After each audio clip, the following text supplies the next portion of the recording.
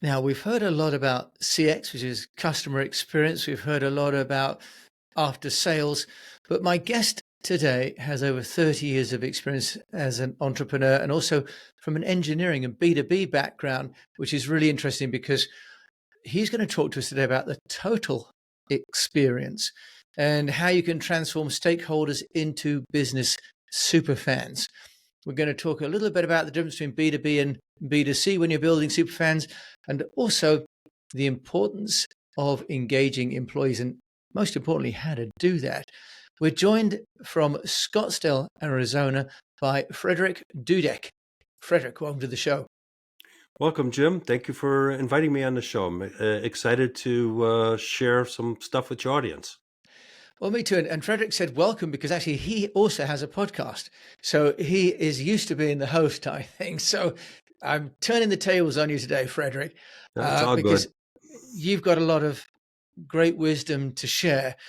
Now, let's just hear a little bit about you, but then also let's then talk about business superfans and why we need them and how we can get them. Okay. Well, I'll do a quick recap, a little bit of my history. I was actually born in France and grew up in the United States, but I was fortunate in my early youth to spend a lot of summers at my grandfather's place just outside of Bordeaux. In middle school, I got involved into drafting, and that took me into the engineering career where I did a lot of drafting stuff for the automotive industry. And then from there, I was picked to learn computer-aided design when it was just beginning. And so I did some work in that area. And then I actually joined a software company that was developing computer-aided design and became an applications engineer for them. And that moved me from the Detroit area to the Chicago area. And for about 5 years, I was involved in installing software and training people. And I actually had a life-changing event while I was training people. I was at a company called Eaton Corporation, and I was doing my second training. And this was in front of a group. The first training was Westinghouse. It was just me and one other guy, so it was simple.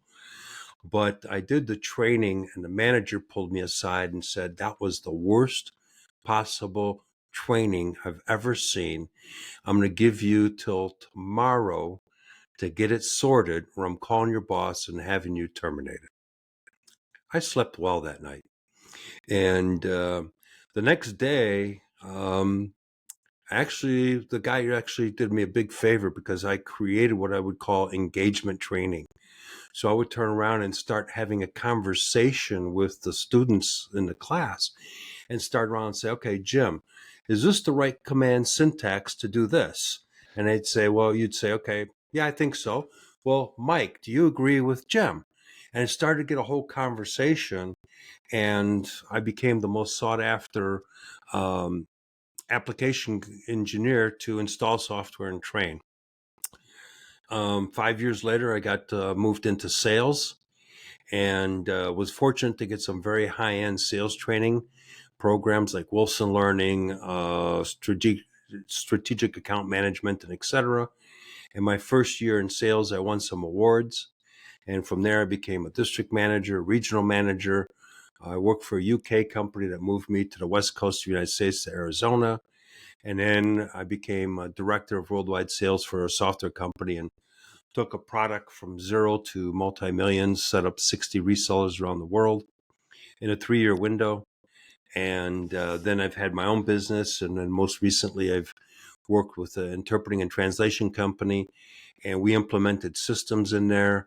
We changed the culture in the company, and we grew that company and positioned it grew that company by $1 million and positioned it for sale. And it was sold in December of last year, with which the transaction finalized in January. Wow, that's an amazing career. Now you're sort of coming not out of it, but through those experiences, and you've got your book out talking about business superfans. Yep.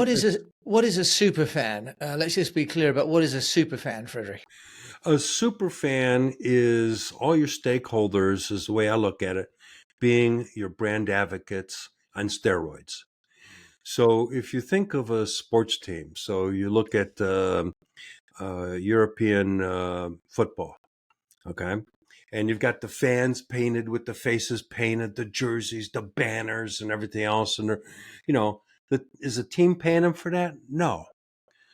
But who are they promoting? They're promoting that team. And it's at their own cost on top of it. And most likely the team's making some money off the merchandising.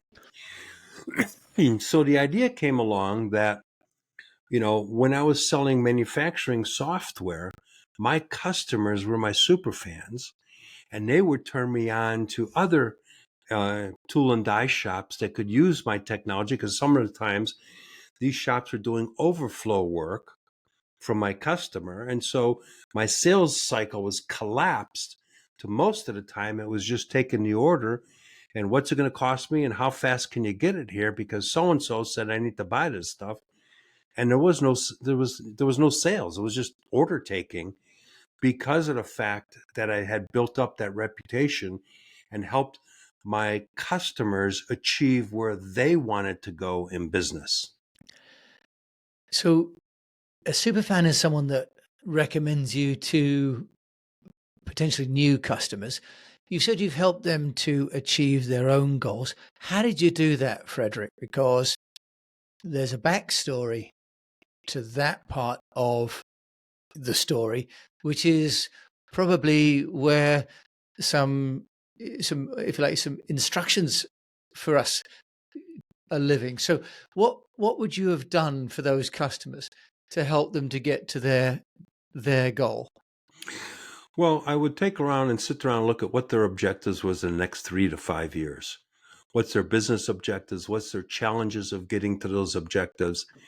Because at the end of the day, the software is just software. And you've got competitive products out there, and they all do the job. Okay. Some better, some other, but at the end of the day, you've got three different software companies. I'm speaking in that, in that space. They all do the job. So how do you differentiate yourself? Well, one of the ways I differentiate myself was talked about what their business objectives are, what their challenges were. My software was just a tool to help them get there. That's all it was, is a tool. So then we put in this, help them define the strategies, define the cost, define the return on investment. And most people would always be looking at, well, what's this going to cost me? And I would turn the conversation around into, when do you want to be making money with this thing? And then what are the steps that we need to lay out over the next 2 to 3 years, so that not only you make $100,000 or $200,000 investment in technology, when are you going to break even, and when are you going to start making money with that? And now all of a sudden the conversation was completely different. It was more strategic than it was from a technical perspective. Frederick, what level of person did you have to have that conversation with? Because in many situations, a salesperson is talking to a person on the inside of a company that doesn't have the authority to impact those big decisions for the company. So that might also just be useful to look at which part of the organization are you having that conversation with? Because it sounds as though you need to be having that conversation with someone who has some authority to make Yes. some decisions that make an impact as well. And you've got to ask to be able to speak to those people. That's really, you got to ask the question, says, hey, these are some business things. And I know that, John, I appreciate your input, but I need to have some other, business questions. And can you hook me up with the owner of the company or the person that makes in charge of that stuff? And excuse me. And I would get those, because if you don't ask, you don't get. And so I would ask and I would get those meetings. And then most of the time, the management would be appreciative of that whole strategy, because they never looked at it from that perspective. They never thought about it from that perspective.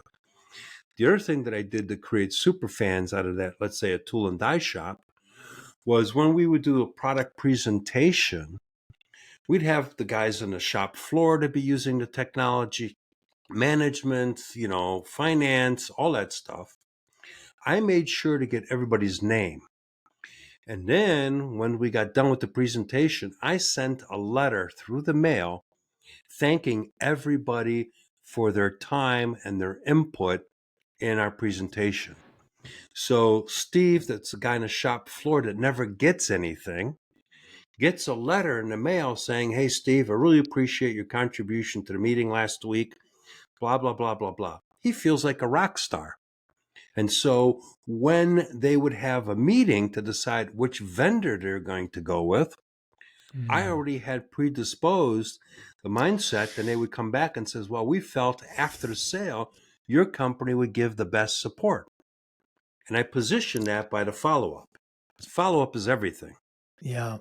Frederick, that's a really good piece of advice that the follow up, as you say, indicates the way that you would treat them after they become a customer, right? Because you're sending them a letter without having got anything confirmed in terms of being a customer yet, Right. right?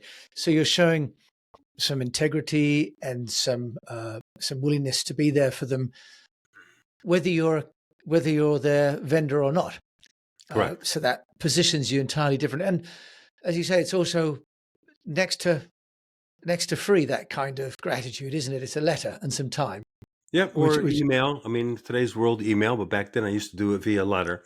It had more impact, and it just changes the game. so for anyone listening, for those of us listening, just that recognition through something in writing for the people that often may be invisible in the room. Because I think that's the other thing you're saying, Frederick, isn't it? It's not just the person who makes the decision, it's the other people in the room that are involved in the conversation in B2B.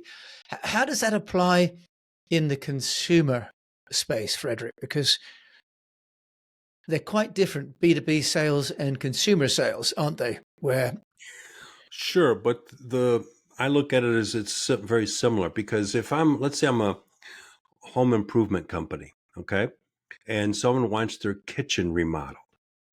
So you go in and you go and assess the remodeling project, and they're going to look at a couple different vendors. So one of the things I've coached those type of businesses is send a thank you note for the opportunity to quote on a particular project. So now you're showing that you're grateful that you've been invited to bid on this particular project. More importantly, the odds are the competition did not do that. So right off the bat, you stand out in front of everybody because of the fact that you said, "Wow, Jim, thank you so much for the opportunity on this to bid on your kitchen remodeling project. We know that that's where most people spend most of the time in their house. And so we're just wanting to say again, thank you. And we look forward to the possibility of working with you." And so you also position the verbiage. So you're assuming the close as well. So it serves as two purposes. One, it serves gratitude. Second of all, you're already talking about our next steps to move forward. so, Frederick, although you've got a background in engineering, you are really a bit of a psychologist and a marketing expert rolled into one, aren't you? I'm a left brain, right brain guy. Yeah, very, very interesting. Very, very interesting. When you talk about total experience, we talked about sort of the pre-selling. What about the other tools or tactics that you might use when it comes to, for example, actually delivering and implementing a system into a client's company? What advice have you got for that? Well, one is set the proper expectations. So, last thing that most people, whether it's a remodeling project at someone's home or you're implementing technology in somebody's business, you're disrupting their operations. So the important part is set proper expectations so that people can plan appropriately. And so now all of a sudden it makes the whole process much simpler because, for example, when I was running with the interpreting and translation company, we landed the Arizona Department of Health Services account. and that's a big organization, and they had 50 some offices with people.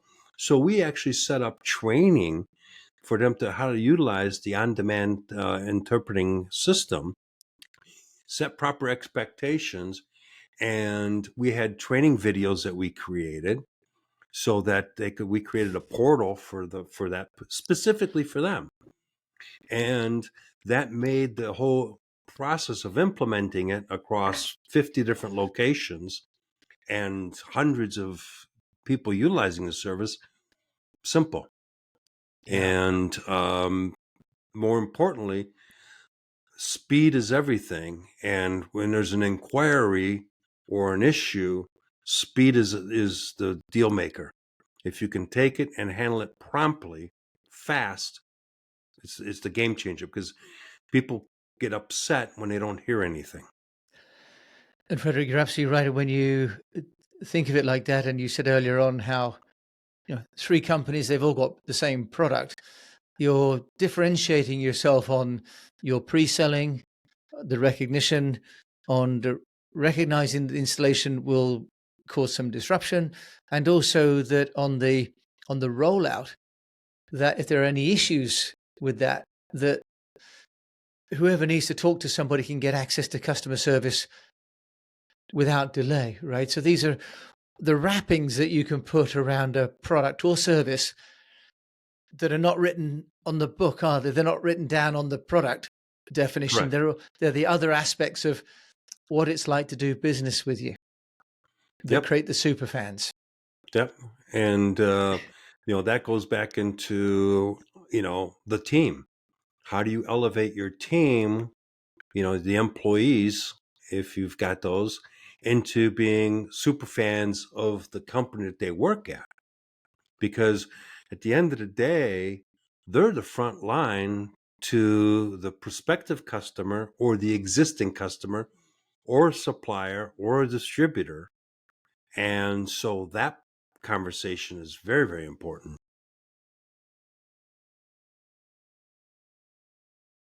I lost you.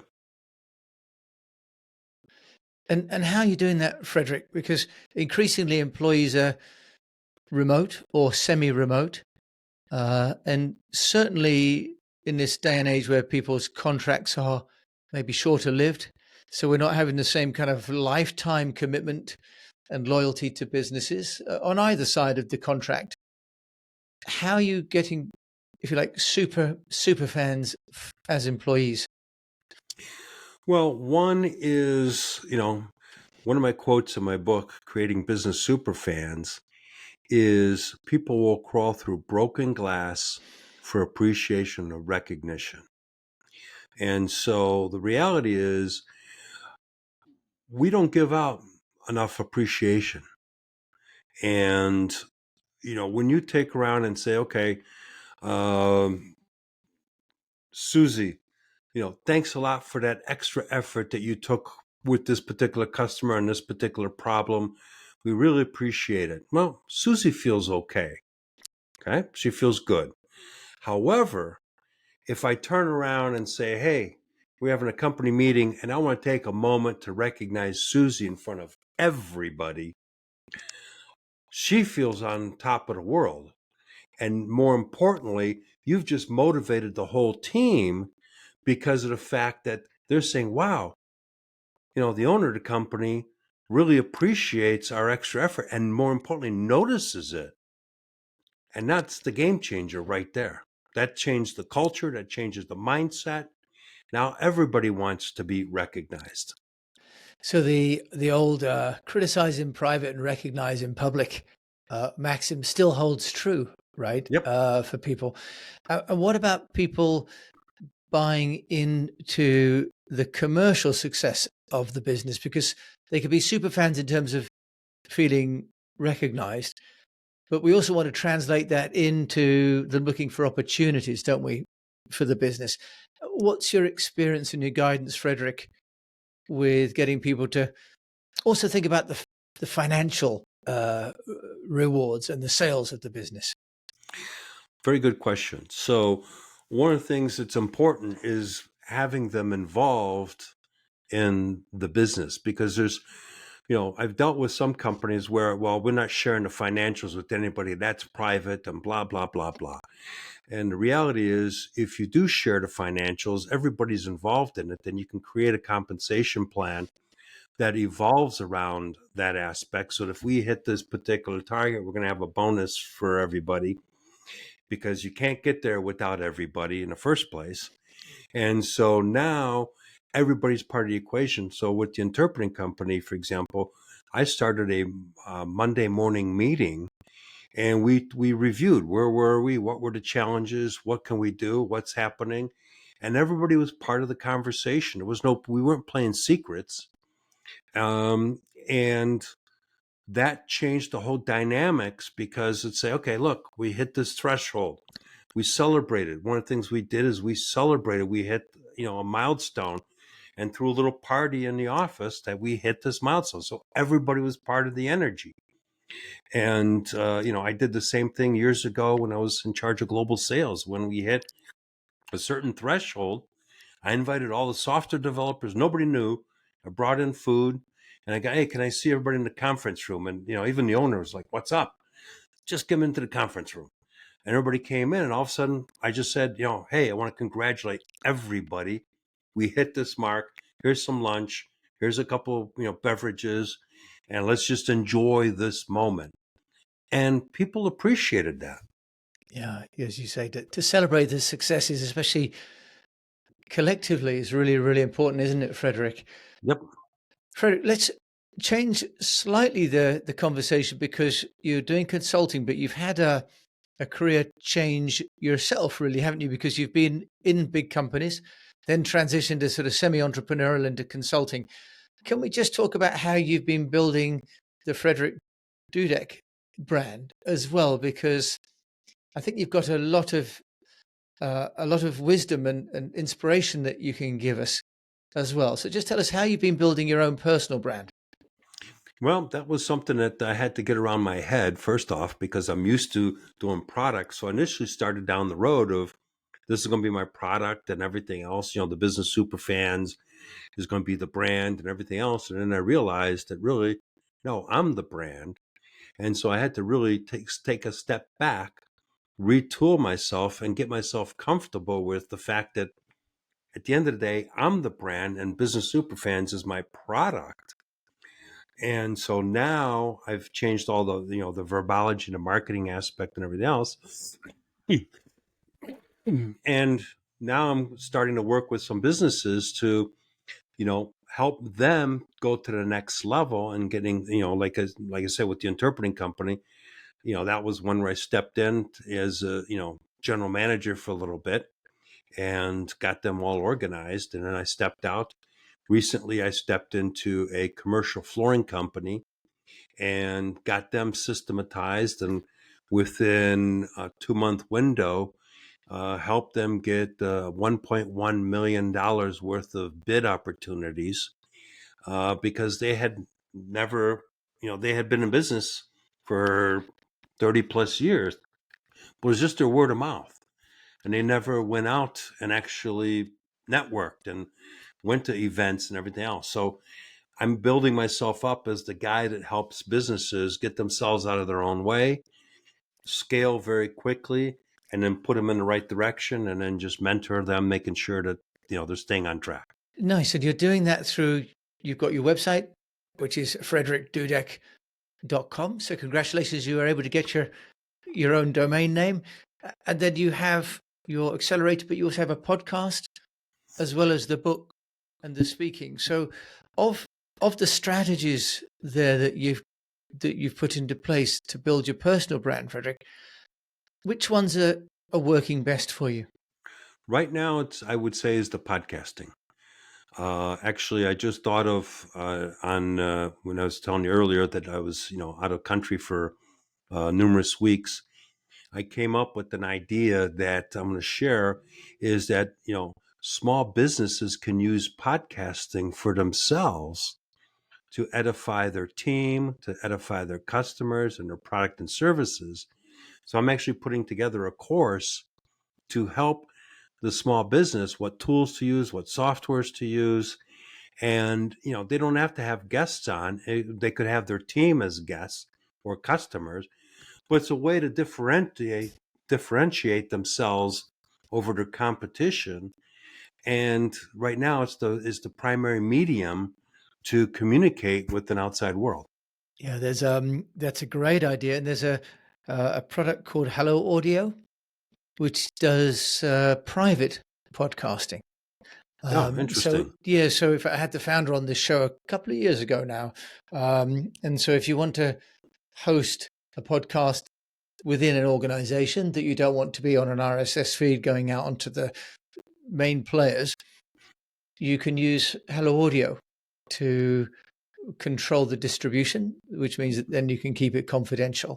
Um, so great idea, and the tools are available now at very low cost Yes, very to low to cost. to literally share your voice uh, through the organization. Particularly useful if you've got an international or a distributed workforce, not even Yeah, internationally. I mean, But if you got a distribution channel or you're working with some suppliers, you can take time to recognize a supplier that went above and beyond to deliver some product or goods that you needed in a very tight window. So there's a lot of ways that you can leverage that whole total experience with a multitude of different touch points within an organization. Frederick, sounds like a great way to now ask you your number one tip or piece of advice for an entrepreneur. What would that be? Uh, it would be number one tip would be expressing thank you,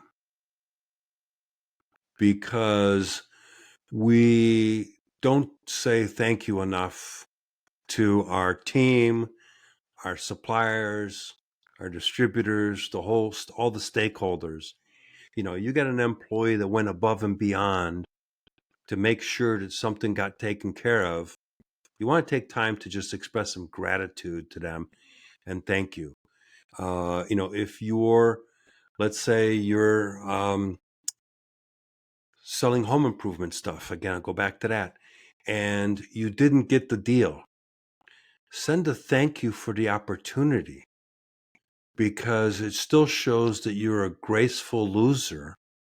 You look at sports and sports teams that are professional and stuff. One team win, one team loses, they all shake hands. And so, I take that metaphor and aspect is, hey, thank you for the opportunity. Today may not have been the time for us, but perhaps in the future, more importantly, perhaps you might know somebody else that could utilize our product and services. So you leave the door open, and you leave on a professional basis.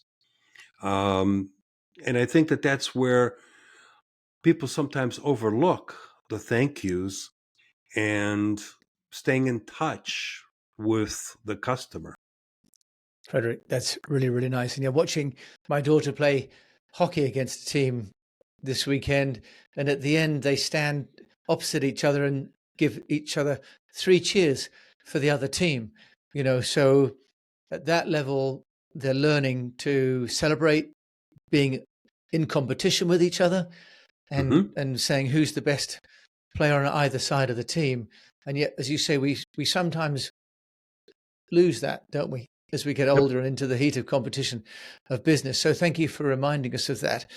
Frederick, a podcast or a book that you would recommend? Well, I'm going to recommend my own book. So I'm going to recommend Creating Business Superfans, because it's a playbook.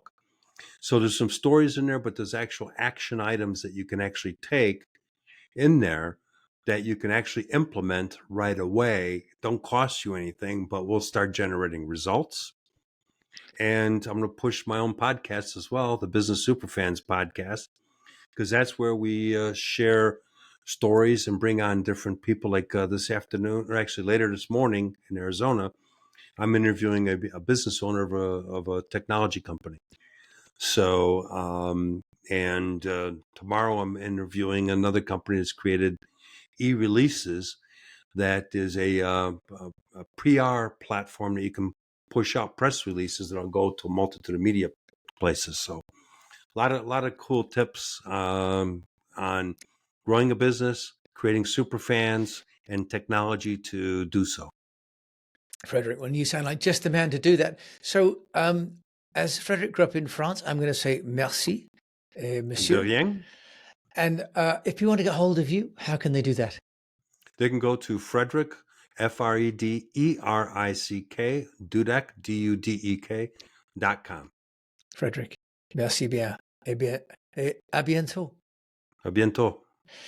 So we've been all the way to Arizona speaking to a Frenchman who now lives in Scottsdale, Arizona, with some internationally applicable rules of business engagement and of gratitude as well. And also appreciating really that to create super fans, we need to appreciate the people that we are trying to work with, whether we win or not. The overall game of business is one that we need to celebrate and to appreciate the people that are playing it with us. So, a very positive and inspirational message from Frederick today. If you've enjoyed this message, do please share it and review the show on a player, because it really helps me to know what you think. And until we meet again, I just encourage you to keep on communicating.